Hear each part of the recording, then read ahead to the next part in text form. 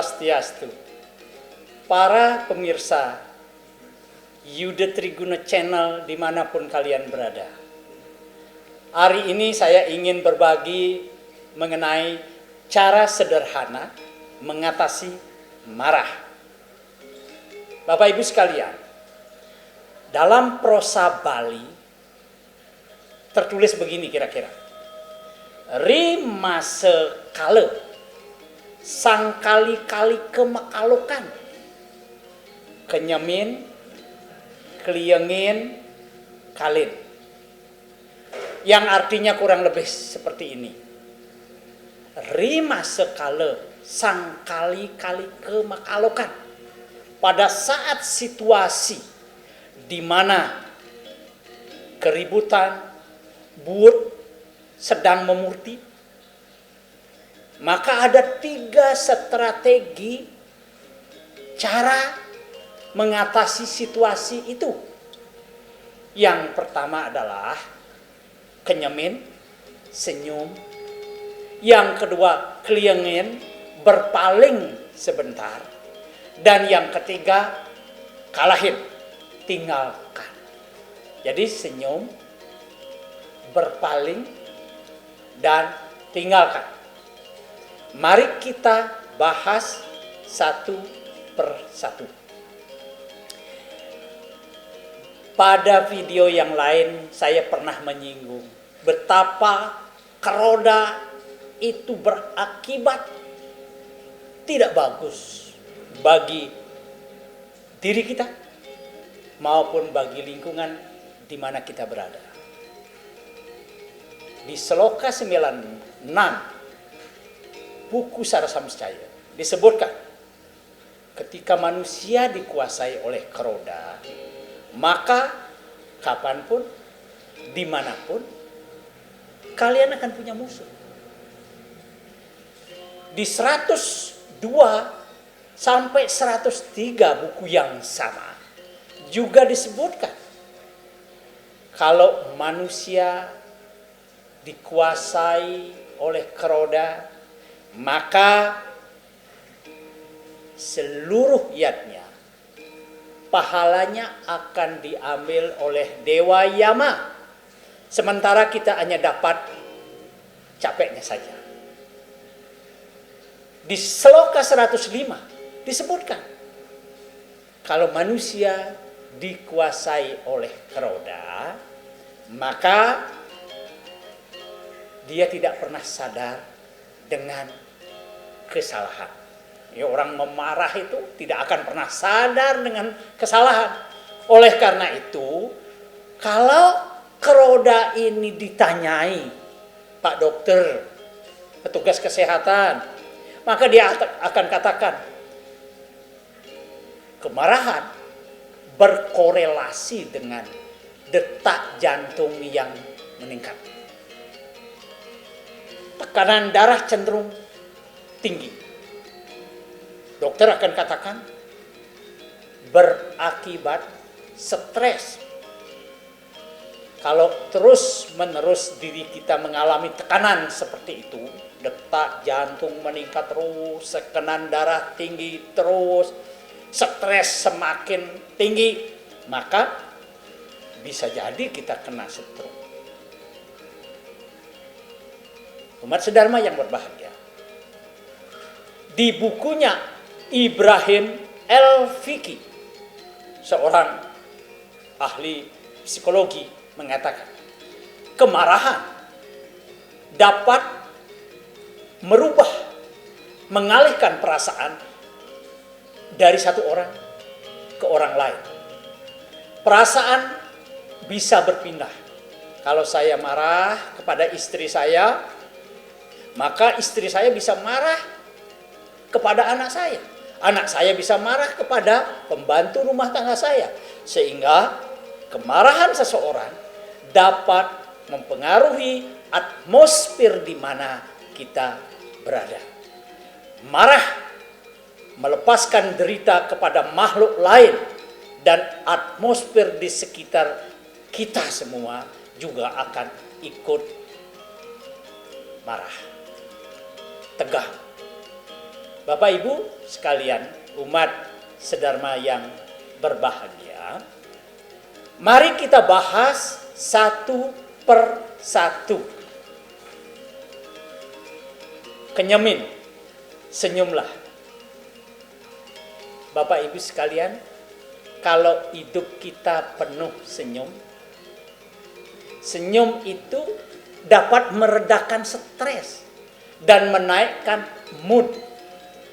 Karena senyum dapat juga menipu tubuh untuk memancing otak melepaskan senyawa dopamin, sorotatin yang berfungsi meningkatkan suasana hati.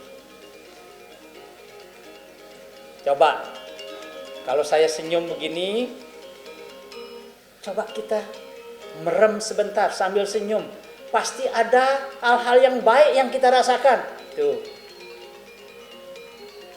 Senyum kita, inilah senyum baik.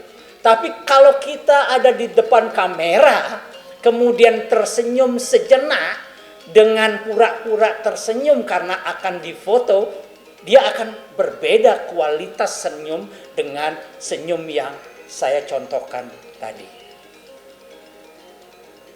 Seorang dokter yang juga menyampaikan pesan ini kepada kita semua melalui YouTube-nya, mengatakan senyum yang baik itu yang dapat secara langsung mempengaruhi kualitas kesehatan kita. Kalau kita bisa senyum 20 kali sehari. Setiap kali senyum katanya adalah 20 detik. Dan yang paling penting, tidak boleh dirapel. Kalau pagi kita lupa, siang lupa, nanti sania kalau kita senyum di jalan. Terus karena dihitung 20 kali 20 detik, maka kita dianggap stres. Oleh karena itu, terapi senyum yang baik adalah 20 kali sehari, setiap kali senyum 20 detik. Tentu dasarnya adalah last charil. Dan kalau senyum seperti ini kita lakukan terus-menerus, dia dapat mengeluarkan zat beta endorfin yang berfungsi melonggarkan pembuluh darah. Jadi dengan begitu, maka tekanan darah kita cenderung menjadi turun dan normal. Saudara, para pemirsa yang budiman, senyum dapat meningkatkan imun tubuh karena dapat membantu lebih tenang dan rileks. Orang yang hidupnya penuh senyum atau yang sehari-hari banyak senyum pasti akan kelihatan lebih menarik dan lebih mudah. Senyum memberikan vibrasi, energi positif pada wajah kita. Senyum dapat menular, mempengaruhi atmosfer di sekitar kita. Kalau kita terus senyum, teman kita yang tadinya cemberut bisa jadi ikut tersenyum. Oleh karena itu, ini strategi pertama ketika kita berhadapan dengan situasi bebutan yang buut. Yang kedua, keliangin. Ketika kita mencoba senyum, mencoba memahami kondisi dia, kondisi kita, masih saja dia ribut, maka strategi keduanya adalah keliangin. Berpalinglah sebentar. Kesempatan kita, dia, saya melakukan introspeksi diri dan mulat sarira. Manfaatkan situasi berpaling untuk kadang menarik nafas, pranayama. Nah, jadi kalau dalam situasi kita tetap di sana, situasinya sudah jelas-jelas tidak menguntungkan, bagaimana kita sempat pranayama? Ya berpalinglah dari situasi dulu sehingga kita dapat lebih tenang. Ya. Berikutnya adalah kalau kita kelingin lebih kepada usaha menata ketenangan hati dan jiwa. Inilah aspek penting kalau kita berpaling sejenak dari situasi itu. Umat sedharma yang berbahagia. Strategi yang ketiga adalah kalahin, tinggalkan.